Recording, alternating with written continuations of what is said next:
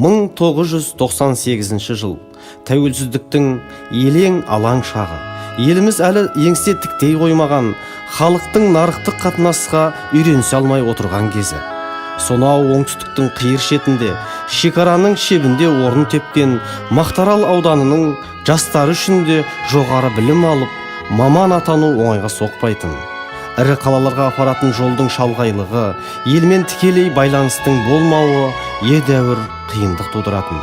Себебі ол кезде әлі Сырдария өзенінің үстінен көпір салынбаған еді. Оның үстіне бұны барша халықтың әлеуметтік жағдайы, тұрмысы көтере бермейтін. Сондықтан аудан жастарына жоғары білім беретін оқу орны сырдың суындай аса қажет еді. Міне осынай қиын қыстау сәтте Мақтаралдық жастардың болашағына алаңдаған педагогика ғылымдарының докторы, профессор, Қазақстан Республикасының ұлттық ғылым академиясының корреспондент мүшесі, 2004-2007 жылдары Қазақстан Республикасы парламенті мәжілісінің 3-ші шақырылымының депутаты, бүгінгі таңда Түркістан облыстық мәслихатының депутаты, Оңтүстік Қазақстан мемлекеттік педагогикалық университетінің ректоры Оңалбай Аяшев жолында кездескен көптеген қиындықтарға қарамастан сол жылдың 27 шілдесінде Сырдария университетінің негізін қалады. Өйткені ол өңір жастары үшін жоғары білім беретін оқу орнының ауадай қажет екенін терең сезінді, түсінді. Міне содан бері 20 жылдай уақыт суылдай өте шығыпты. Биыл іргелі оқу ордасы өзінің 20 жылдық мерекесін атап өтуде. Ал университеттің сыр өзенімен аттас болуының өзіндік сыры, мәні бар дейді тарихшылар. Енді Сырдария деген атауға келсек, дегенмен өте даналық шешім деп ойлаймын Сырдария университет деген атау берілуі. Біріншіден, тарихқа қарасаңыз, бүкіл әлемдегі өркениеттердің барлығы сол өзендердің жағаларынан бастау алады. Бұрын Жетісай тым жұпыны болатын. Біз баяғы 98 жылдар келген кезде мен университеттің келуімен Мақтарал ауданына бір нұр құйылғандай болды. Еліміздің жастары осы жерден білім алып, еліміздің дамуына өзінің үлкен үлесін қосып келе жатқан жайы бар. Әрине, бастапқыда небәрі 200 студентпен алға қарай адымдаған оқу орнына біршама қиындықтарды еңсеруге тура келді. Оқуға қажетті әдістемелік құралдардың жетіспеуі, білікті маман тапшылығы, оқу ғимараттарының қажеттілігі, материалдық техникалық базасының төмендігі сынды мәселелер кесе көлденең тұрды. Алайда білім теңізінде дұрыс бағытта желкен көтере білген оқу орны қарсы келген кез келген дауылға төтеп беріп, жыл сайын жаңа сатыға көкжиекке қарай өрлей берді. 20 жылда жетістік жетіп артылады. Жетісай қаласының ежелгі тұрғынымын. Университет көз алдымда өсіп келе жатыр балам. Әрине, ол көп қиыншылықтар болды. Шат-шағасын көріп жүрдік. Көп еңбектермен ашылды. Ел сыйлайтын, халық сыйлайтын біраз жігіттер осы университетте білім алды. Қаладағы қанша мынандай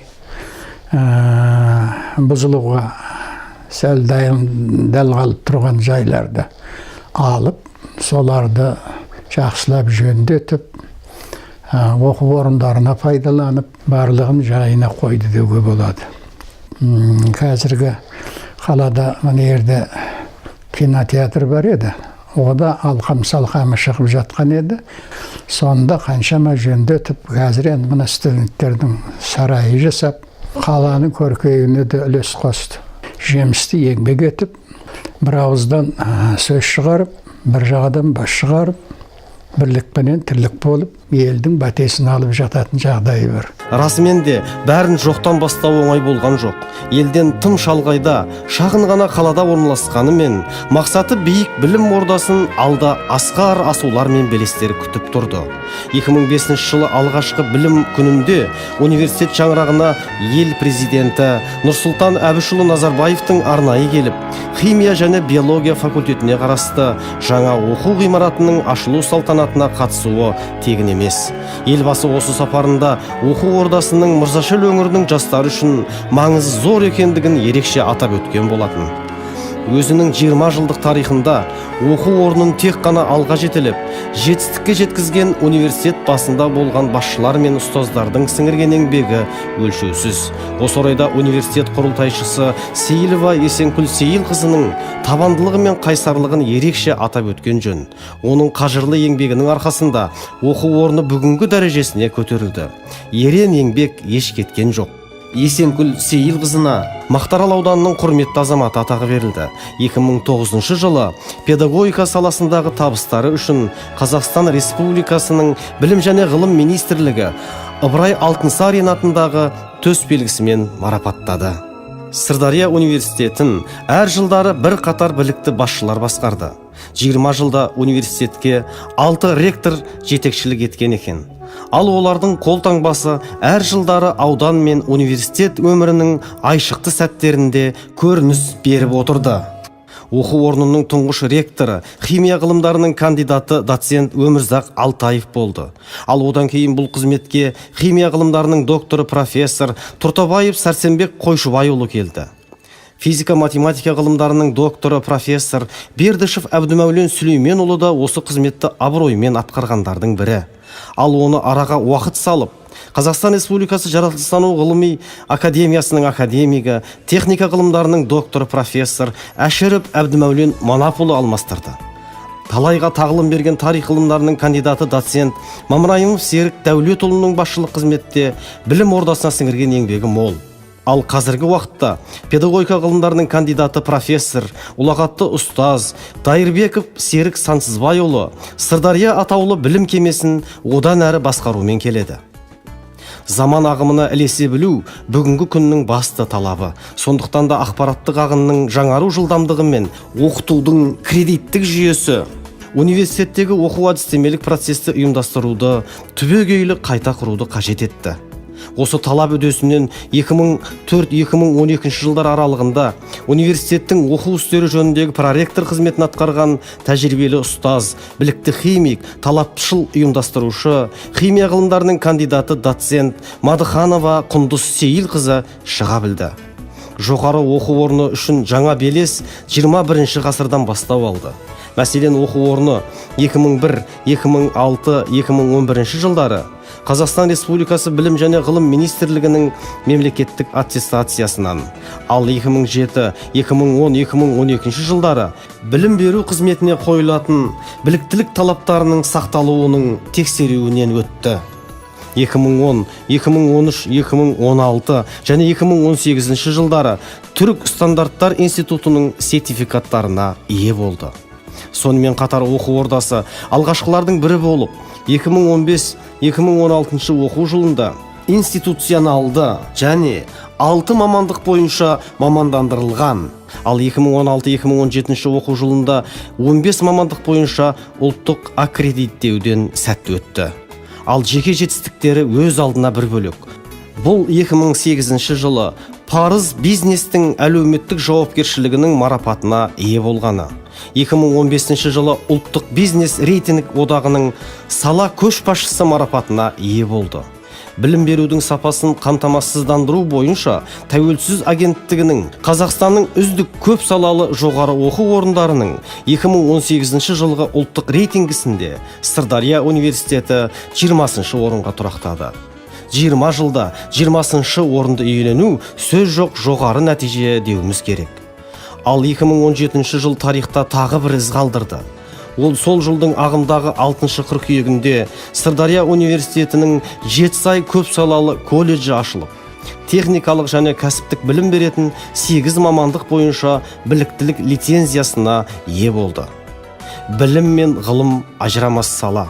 Ғылымдағы жетістік оқу орнының қашанда мерейін үстем етпек. Сондықтан мұнда ғылыммен шұғылдануға, тың жаңалықтар ашуға барлық қолайлы жағдайлар жасалған. Бұған дәлел 2010 жылы тамыз айында Сырдария университетінің химия және биология факультеті жанынан инновациялық ғылыми зерттеу орталығының ашылуы еді. Аталмыш орталық университеттің оқу ғылыми құрылымдық бөлімі болып саналады. Айта кету керек, инновациялық ғылыми зерттеу орталығы 2016 жылы 15 желтоқсанда Қазақстан Республикасының аккредиттеу аттестатын иеленді. Сондай-ақ аталмыш орталықта 2 химиялық зертхана қайта құрылып, бактериологиялық зертханаға Қазақстан Республикасының денсаулық сақтау министрлігінен 21 ақпан 2018 жылы берілген рұқсат қағазының шешімі алынды. Онда Мақтаарал ауданы елді мекендерінің ауыз су, ағын су, жер асты суларының химиялық құрамына бактериологиялық ғылыми зерттеу, сапалық және сандық сараптама жасалынады. Университет ғалымдары қол жеткізген ірі табыстардың бірі, тағы бір жетістікті ерекше атап өткен жөн. Ол Жетісай қаласынан 30 шақырым солтүстік шығыста табылған, алдын мүлдем зерттелінбеген ортағасырлық Үтіртөбе, Күлтөбе қалаларына университеттің қаржыландыруымен 2004 жылдан бастап тарих кафедрасының профессор оқытушылары мен студенттерінен құралған Мырзашөл археологиялық экспедициясының зерттеу жұмыстарын жүргізуі және оны ғылыми айналымға енгізуі еді. Зерттеуді археолог халықаралық ғылыми зерттеу орталығының директоры, тарих ғылымдарының докторы профессор Мадияр Елеуов басқарды. Нәтижелері ғылыми конференцияларда баяндалып, ғылыми басылымдарға жарияланды. Археологиялық қазба жұмыстарының нәтижесінде 2004 жылы университетте музей ашылды. Музейдің экспонаты қазба жұмыстарынан табылған жәдігерлермен жыл сайын толығып ұлғайып келеді. Президент Нұрсұлтан Әбішұлы Назарбаевтың өзі 2005 жылы Сырдария университетіне келгенде мұражай жұмысына жоғарғы бағасын берген еді. Қазіргі таңда университет музейі Оңтүстік Қазақстан облысының туристік маршрутына енді. Оқу ордасының ғалымдары бағындырған белес мұнымен шектелмейді. Оның дәлелі 2013 жылы жоғары оқу орнының үздік оқытушысы мемлекеттік грантын экономика ғылымдарының докторы профессор Бегім Сериков, ал 2017 жылы педагогика ғылымдарының доктор профессор Мұсабекова Гүлнар Тәжібайқызының жеңіп алуы. Университетте мақтан тұтарлық жас ғалымдар да жетерлік. Жас ғалымдар кеңесі және 18 студенттік ғылыми үйірме жұмыс жасайды. Мұнда студенттер эксперименттерді жүргізу дағдыларын, алынған нәтижелерді өңдеуді, лабораториялық құрылымдар мен оқытудың техникалық құралдарын жобалауды және даярлауды меңгереді. Сонымен қатар түрлі ғылыми жобалар мен сайыстар, олимпиада, конкурстарға қатысып, жүлделі орындарға ие болып келеді. Шалғайдағы университет 2-10 жылдықтың ішінде халықаралық дәрежеге де шығып үлгерді. Себебі стратегиялық дамудың басты бағыттарының бірі білім мен ғылымның әлемдік жүйесіне ену еді.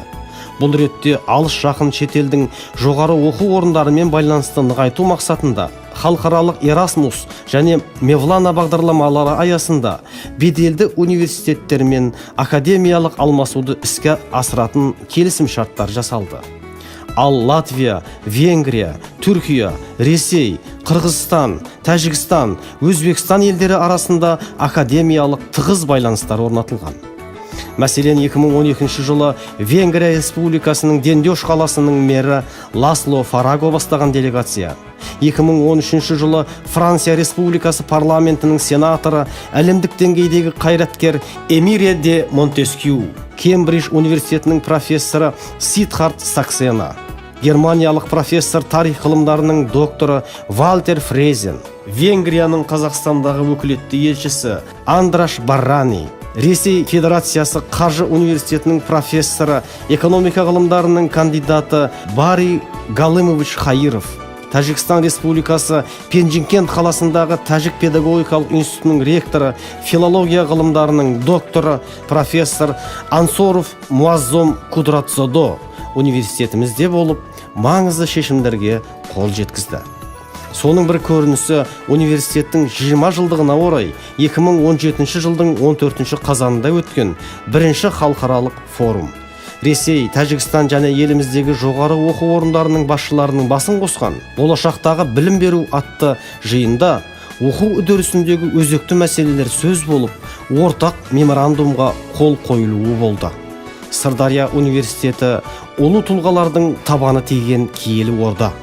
Елімізге танымал жандар, атап айтқанда Қазақтан шыққан тұңғыш ғарышкер, халық қаһарманы Тоқтар Әубәкіров, Бейжің олимпиадасының чемпионы жерлесіміз Бақыт Сәрсекбаев, түркітанушы, қазақ әдебиеті тарихын зерттеуші ғалымдар, филология ғылымдарының докторлары Рахманқұл Бердібай, Мырзатай Жолдасбеков, Құлбек Ергөбек, жазушы Дүкенбай Досжан, Қазақстан Республикасының мәдениет қайраткері, талантты актер Сәбит Оразбаев, Егемен Қазақстан газетінің бас редакторы Сауытбек Абдрахманов, жазушы Мархабат Байғұт сынды азаматтар университетімізге келіп, студенттермен кездесу өткізіп, өздерінің жүрек жарды тілектерін білдіруі тегін емес. 20 жылдың ішінде университет кафедралары жұмыс берушілердің қатысуымен дөңгелек үстелдер өткізеді.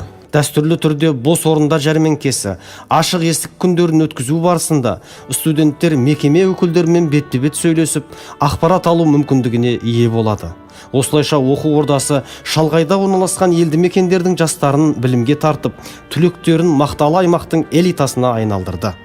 Олай дейтініміз, Сырдария университетін 1998-2017 жылдар аралығында 12353 студент бітірсе, оның 2175-і бүгінде ауданымыздың білім беру мекемелерінде табысты қызмет етуде. Ол кезде біздер енді жаңадан мектепті бітірдік, қай жерге барамыз, қай оқу орнына түсеміз.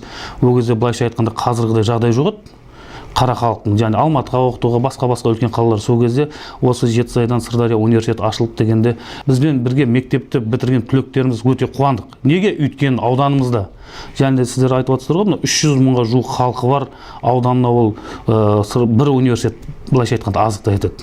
Соған өте қуандық, халық қуанды. Бастапқыда біздер оқып жатқанда, және алғаш түлектердің бірі болғанда бір 200-300-ге жуық студенттер бар еді. Қазір таңда естіп отырмыз, 3 мыңға жуықтар студенттер бар, жәндегі түрлі профессор, жәндегі академиктер жұмыс атқарып жатыр. Оның бәрін өзімізге де сабақ бердік, көрдік. Осы сол кісілердің арқасында осындай биік дәреже жетістіктерге жетіп жатқан жағдайымыз бар. Қазіргі таңда өзіміздің мектебімізді айта келсек, Сырдария университетін бітіргендер 70%-ға жуық жәнде біздің педагог кадрлар бар. Енді ол жерде барлығы өзінің тиісті деңгейде және білімділер мен біліктіліктерін көрсетіп жатқан жағдайы бар.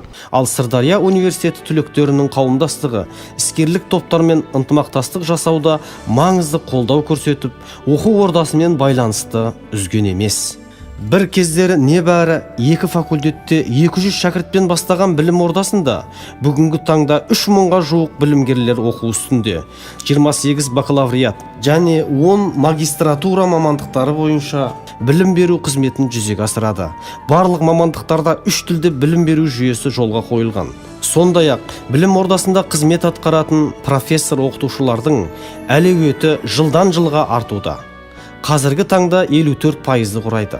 200-ге жуық профессор оқытушылардың 10-ы ғылым докторы, 78-і ғылым кандидаты, 5-і философия докторы, ал 64-і ғылым магистрі. Жоғары оқу орны 20 жылда жаңаша түрленді, өрге басты, өрісі кеңейді. Қазіргі таңда оның жалпы көлемі 12432 шаршы метрді құрайды.